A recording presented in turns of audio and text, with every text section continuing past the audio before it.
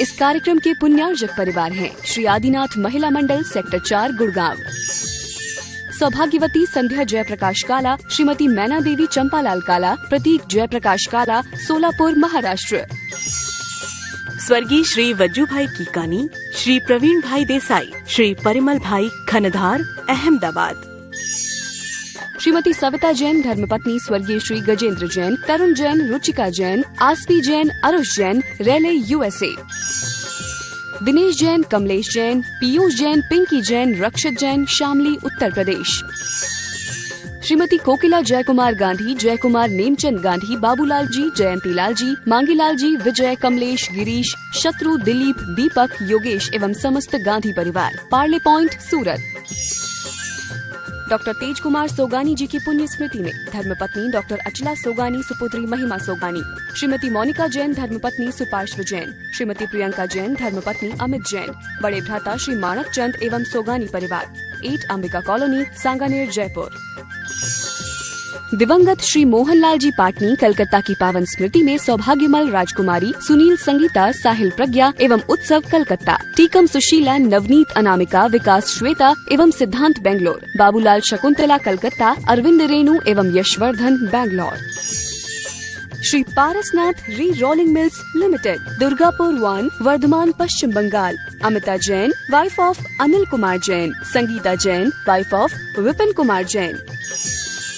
श्री सुभाष जैन, श्रीमती सरोज जैन, श्रीमती रेणु जैन, श्रीमती अंजलि जैन, श्रीमती आरती जैन, सानवी, वर्धन, आरब, कुवम, सोनीपत, हरियाणा। श्रीमती चंपा देवी धर्मपत्नी स्वर्गीय श्री रतन लाल जी बड़जात्या, छोमू वाले, श्री सुरेश, सुमित्रा, शुभम, अंजलि, ऋतुजा बड़जात्या, गुवाहाटी, असम। जय जिनेन्द्र नमः श्री वर्धमानाय निर्धूत कलिलात्मने सालोकानां त्रिलोकानां यद्विद्यादर्पणायते। पंच परमेष्टि भगवान की जय। देशावकाशिक व्रत अर्थात देश व्रत की चर्चा अच्छी तरह से कई श्लोकों में आचार्य महाराज ने की। अब इस देश व्रत के पालने में, देशावकाशिक व्रत को पालने में क्या क्या अतिचार या दोष लगते हैं, इस श्लोक में आज उनकी चर्चा होगी। प्रेषण शब्दानयनम,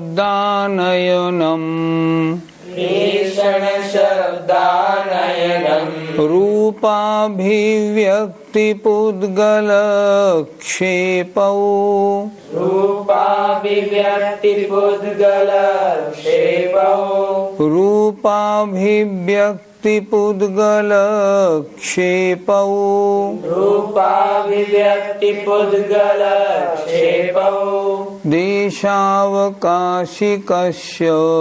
देशावकाशिकस्य, व्यपदिश्यन्तेत्ययाः पंच, व्यपदिश्यन्तेत्ययाः पंच। बोलिए। प्रेषण शब्दानयनम, रूपाभिव्यक्ति पुद्गल क्षेपौ, देशावकाशिकस्य, व्यपदिश्यन्तेत्ययाः पंच। देशावकाशिक व्रत के भी और व्रतों की चरें 5 अतिचारों का वर्णन मिलता है। पहला है प्रेषण, दूसरा शब्द, तीसरा आनयनम, चौथा रूपाभिव्यक्ति, पांचवा पुद्गलक्षेप। इस तरह 5। संक्षेप में देखें। प्रेषण अपनी जो मर्यादा है उसके बाहर किसी को भेजना। शब्द मर्यादा के बाहर बातचीत करना। आनयनम मर्यादा के बाहर से कुछ मंगाना। रूपाभिव्यक्ति मर्यादा के बाहर अपना चेहरा, अपनी शक्ल, अपना इशारा द्वारा कोई कार्य कराना। रूप की अभिव्यक्ति, रूप का प्रदर्शन करना। और पुद्गलक्षेपौ पुद्गल फेंक कर अपना कोई इशारा या संकल्प बताना। 5 हो गए। ये देशावकाशिक व्रत के व्यपदिश्यन्ते कहे जाते हैं 5 अतिचार। अर्थात ये जो पहला शिक्षावृत्त है देशावकाशिक, इसके आचार्यों ने 5 अतिचार बताए हैं। पहला प्रेषण माने भेजना किसी को, शब्द बाहर सीमा के बाहर आवाज करना, आनयनम सीमा के बाहर से कुछ मंगाना, रूपाभिव्यक्ति सीमा से बाहर अपना चेहरा आदि दिखाना, इशारा आदि करना, और पुद्गलक्षेपौ किसी पुद्गल को फेंकना। इस तरह देशावकाशिक देशावकाशिक वृत्त के 5 अत्या माने अतिचार बप्तिस्सन्ते कहे जाते हैं। पंडित जी, प्रेषण अतिचार शब्द से क्या तात्पर्य है? प्रेषण अतिचार अर्थात अगर बड़ी मर्यादा के अंदर छोटी मर्यादा बनाई है कि मैं मंदिर से 4 घंटे तक बाहर नहीं जाऊंगा। अब मान लीजिए सपोज कोई वस्तु कोई किताब आपके घर पर रह गई है और आपने किसी को भेज के वो वस्तु मंगवाई है, तो प्रेषण नाम का दोष लगेगा। क्यों लगेगा? जो आपने मर्यादा की थी, मर्यादा के बाहर अब कोई संकल्प विकल्प आपको कुछ नहीं करना था, तभी तो 5 प्रकार के स्थूल और सूक्ष्म पापों का त्याग माना जाएगा। अब किसी वस्तु को मंगाने के लिए आपने किसी को भेजा है तो वह मर्यादा में अतिचार हो गया। अर्थात ली जो छोटी मर्यादा बनाई है, जितने समय के लिए बनाई है, उस छोटी मर्यादा से बाहर किसी को भेजकर कोई वस्तु मंगाना प्रेषण नाम का अतिचार है। पंडित जी, शब्द अतिचार से क्या तात्पर्य है? मर्यादा ली है कि मैं 6 घंटे तक मंदिर से बाहर नहीं जाऊंगा। अब किसी वस्तु को मर्यादा के बाहर से मंगाना है, कोई व्यक्ति नहीं है जिसको भेजा जा सके, फिर क्या करना? अपने पास मोबाइल रखा हो, मोबाइल या टेलीफोन से बात करके बोल देना कि मुझे फलानी चीज की जरूरत है, जरा जल्दी से भिजवा दो। तो ये शब्द नाम का अतिचार हो गया। मर्यादा के बाहर आपको कुछ भी नहीं करना था। अगर मर्यादा के बाहर से आपने फोन आदि करके या मंदिर के बाहर खड़े होके आपने आवाज दे दी, घर पास में है, फलाने जरा फलाना सामान जरा भिजवा देना। मैं गया थोड़ी हूँ मर्यादा से बाहर, नहीं, लेकिन आपने शब्द तो किया। शब्द करने से ये अतिचार लगेगा। आचार्य श्री क्या कहते हैं? ये अतिचार आजकल सबसे ज्यादा लग रहा है, क्योंकि जो व्रती हैं, 2 प्रतिमा या 2 प्रतिमा से ऊपर वाले हैं, वो देशव्रत लेते हैं, तो देशव्रत की मर्यादा के बाहर आज सबके पास मोबाइल है, सबके संबंध बने रहते हैं, और मोबाइल में कहां से फोन आता है मालूम नहीं, और फिर उनसे बातचीत होती है। तो ये शब्द नाम का अतिचार आजकल बहुत लग रहा है। इसके प्रति बहुत सावधान होने की जरूरत है। एक सज्जन 2 प्रतिमा लेने के लिए महाराज के पास गए, तो महाराज उनसे कह रहे थे, सुनो, ले तो रही हो, पर देश व्रतों में मोबाइल का ध्यान रखना। मोबाइल कैसे यूज करोगे? मोबाइल तुम बहुत चलाते हो, छोड़ दो इसको। और आचार्य तो छोड़ने के लिए बोलते हैं ताकि ये शब्द नाम का अतिचार न लगे। अर्थात मर्यादा के बाहर आपको आवाज नहीं करनी, न भेजनी नहीं है, न मर्यादा के बाहर की आवाज सुननी है। अगर सुनते या भेजते हैं तो उसमें शब्द नाम का अतिचार लगता है। पंडित जी, आनयन अतिचार से क्या तात्पर्य है? 2 अतिचार एक से प्रतीत होते हैं, एक प्रेषण और एक आनयन। प्रेषण माने किसी को भेज के काम कराना, आनयन माने किसी को वहां से आ रहा हो उससे अपनी चीज मंगाना।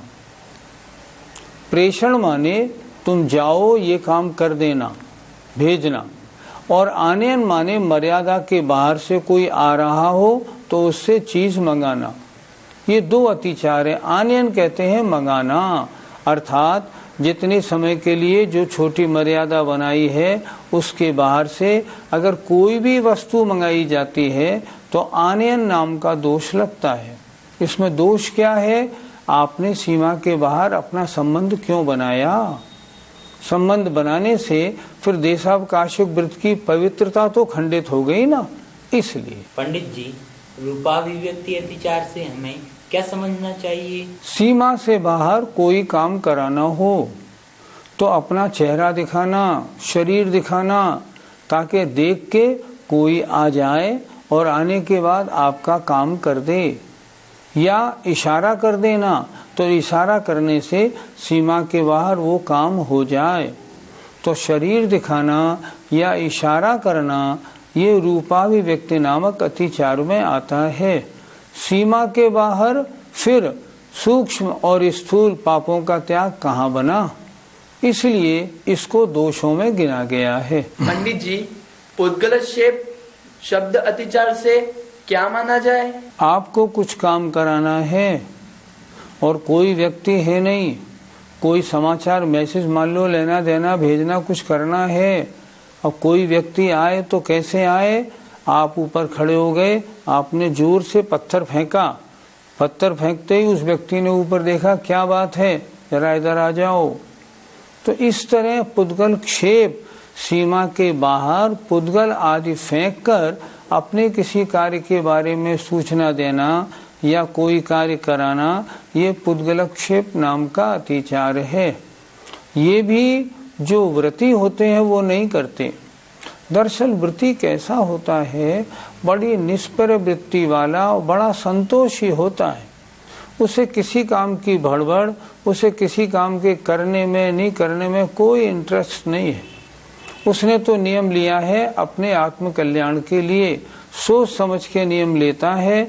उसके ना तो इतने काम होते हैं ना इतनी आवश्यकताएं होती हैं जो सीमा के बाहर कुछ करने की सोचे। सोच समझ के इतने समय तक अब कोई कार्य नहीं होगा, उसने नियम ले लिया। इसलिए पुद्गल आदि फेंकने का, शब्द करने का, शक्ल दिखाने का, किसी को भेजने का, बाहर से कुछ मंगाने का, सारे संकल्पों से रहित है। और इतना संकल्प रहित हो जाने के कारण तो आचार्य कह रहे हैं उसके जो व्रत हैं वे महाव्रत जैसे हो जाते हैं। उसके जो पाप हैं है तो वो उसने त्याग तो किया है स्थूल का, लेकिन वहाँ सूक्ष्म पाप भी समाप्त तो हो जाते हैं।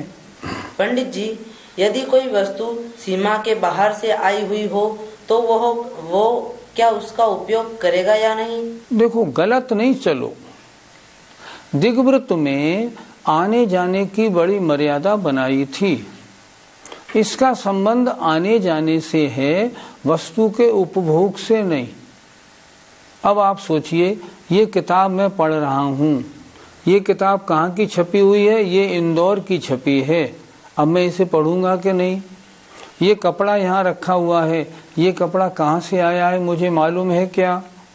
मेरी ये पेंसिल है, इस पर लिखा है मेड इन चाइना, इसका यूज करूंगा या नहीं? मेरे ये कपड़े हैं, कहाँ कहाँ से बने हैं, किस फैक्ट्री में बने, मुझे कैसे मालूम? इन बातों का इस देशावकाशिक व्रत से कोई संबंध नहीं। इसने तो क्या नियम लिया है, मैं अपनी दिग्व्रत की मर्यादा को छोटी बना रहा हूँ। अब इस इतनी मर्यादा के बाहर आऊंगा जाऊंगा नहीं, किसी को भेजूंगा नहीं, किसी को बुलाऊंगा नहीं, फोन करूंगा नहीं, आवाज दूंगा नहीं, शक्ल दिखाऊंगा नहीं, मुझे किसी से कोई वास्ता नहीं, स्वयं तो मैं आऊंगा जाऊंगा नहीं। अन्यथा अगर जिस तरह आप कह रहे हैं वैसे नियम लेगा फिर तो कुछ भी प्रयोग नहीं हो पाएगा, कुछ भी नहीं कर पाएगा। अब मान लो पूजा में उसने बादाम चढ़ाए, अब ये बादाम कहाँ से आए हैं? सीमा के बाहर से ही तो आए हैं। उसने चिटक चढ़ाई, ये गोले कहाँ से आए हैं? बाहर से ही तो आए हैं। नहीं, ऐसा नियम नहीं होता, इसमें आने जाने की मर्यादा का नियम होता है। शिक्षा व्रतों की चर्चा हो रही है, उसमें पहला शिक्षा व्रत था देशावकाशिक, उसकी बात पूरी हो गई, उसके अतिचारों का वर्णन भी हो गया। अब शिक्षा व्रतों में दूसरा शिक्षा व्रत है सामयिक।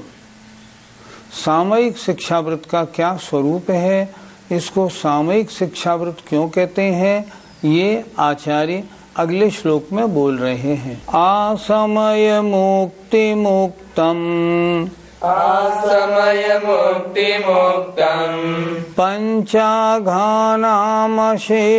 भावेन पंचागानामशेष भावेन सर्वत्र च सामयिकाः सर्वत्र च सामयिका सामयिकं नाम शंसन्ति सामयिकं नाम शंसन्ति। बोलिए आसमय मुक्ति मुक्तम पंचाघानामशेष भावेन सर्वत्र च सामयिकाः सामयिकं नाम शंसन्ति। आसमय निश्चित समय तक पंच अघानाम पांचों पापों के अशेष भावेन अशेष माने जहाँ कुछ भी बाकी न बचे अर्थात पूर्ण रूप से मुक्तम त्याग करने को सामयिका सामयिक आत्मा में रहने वाले महापुरुष ये सामयिक ऐसा नाम सर्वत्र कहते हैं। थोड़ा जटिल सा लगता है, थोड़ा समझ रहे पहले। सामयिक शिक्षाव्रत, सामयिक शिक्षाव्रत में क्या है, मैं इतनी समय तक पांचों पापों का त्याग करके निर्विकल्प होकर अपनी आत्मा के पास रहूंगा, अन्य कहीं भी संकल्प विकल्प न करके आत्मचिंतन करूंगा, प्रभु स्तवन करूंगा, ऐसा निर्णय हो गया। तो यहाँ क्या कह रहे हैं, पहली बात इसको सामयिक क्यों होता है, क्योंकि ये निश्चित समय के लिए होता है। मैं 2 घड़ी सामयिक सामयिक करूंगा ऐसे। तो असमय मुक्ति ये निश्चित समय के लिए पंच अघानाम पांचों पापों के अशेष भावेन पूर्ण रूप से मुक्तम त्याग करने को सर्वत्र सभी जगह सभी स्थानों पर सामयिका अर्थात आत्मा में रहने वाले आचार्य गणधर देव आदि सामयिक यह नाम कहते हैं। इसका नाम सामयिक क्यों रखा गया, क्योंकि इसमें एक निश्चित समय तक पांचों पापों का त्याग करके अपने आत्मा के पास रहना है, इस कारण और जगह से हटें और अपने में आएं। पंडित जी, कुछ आचार्यों ने सामायिक व्रत लिखा है और ये आचार्य सामयिक व्रत लिख रहे हैं, ऐसा क्यों? आपने बिल्कुल ठीक पकड़ा। वास्तविकता क्या है, समंतभद्र महाराज की ये विशेषता है। अन्य आचार्यों ने सामायिक शिक्षाव्रत लिखा, इन्होंने सामयिक शिक्षाव्रत लिखा। इनका कहना क्या है, सामयिक माने निश्चित समय तक पांचों पापों को छोड़कर अपने में रहने का नाम सामयिक है। इसका संबंध है निश्चित समय से, इसलिए उन्होंने ये शब्द दिया। और जितने भी श्लोक इस सामयिक शिक्षाव्रत से संबंधित हैं, इनमें आचार्य ने कहीं भी सामयिक नहीं लिखा, हर जगह सामयिक ही प्रयोग किया है। और इसकी परिभाषा देते हुए इन्होंने बता दिया कि जितने निश्चित समय तक के लिए मैं इतने समय तक निश्चित समय तक पांचों पापों का त्याग करके और सामयिक करूंगा, तो उतने निश्चित समय तक ये की जाती है, इसलिए इसका नाम सामयिक शिक्षा व्रत है। पंडित जी, सामयिक कब करनी चाहिए? जो 2 प्रतिमाधारी हैं, जिन्होंने व्रत प्रतिमा ली है, उनके लिए सुबह और शाम 2 बार सामयिक करना है। और जो 3 प्रतिमाधारी हैं, सामयिक प्रतिमा वाले, उनको तो सुबह, दोपहर और शाम 3 बार करनी है। कितने समय तक करनी है? कम से कम 2 घड़ी, 1 घड़ी माने 24 मिनट। अर्थात दूसरी प्रतिमा वाले को कम से कम 48 मिनट सुबह और 48 मिनट शाम सामयिक करनी चाहिए। अर्थात पांचों पापों का संपूर्ण रूप से त्याग करके अपनी आत्मा के चिंतन में कम से कम 2 घड़ी समय अवश्य लगाना चाहिए।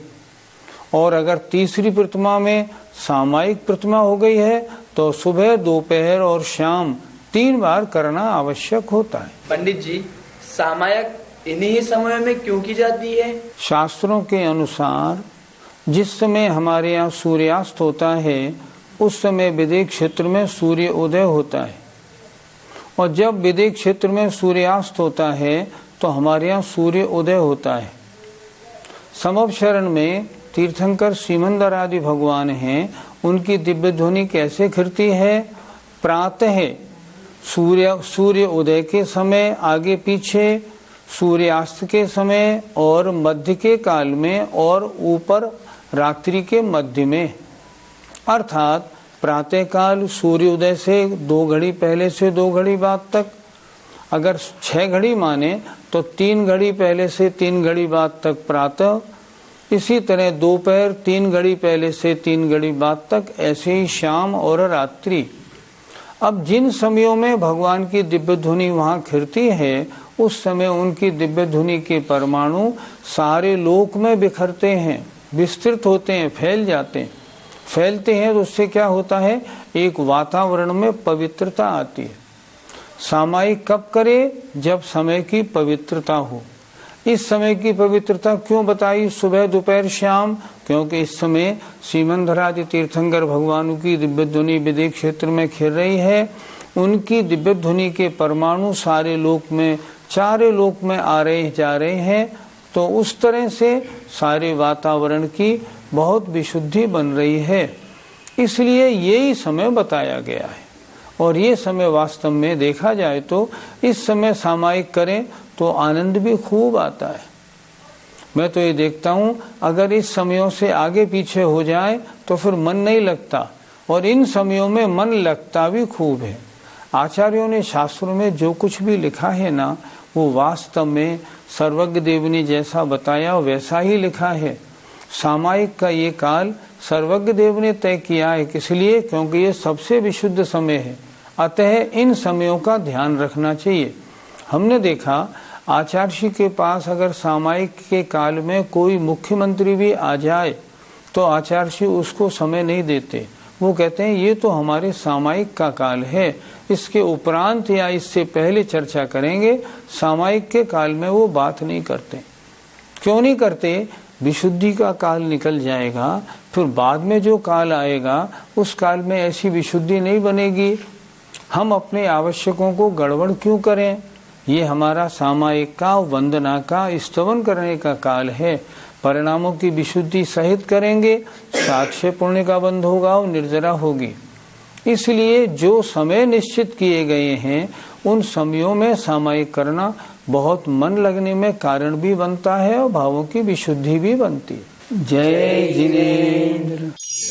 इस कार्यक्रम के पुण्यार्जक परिवार हैं श्री आदिनाथ महिला मंडल, सेक्टर 4, गुड़गांव।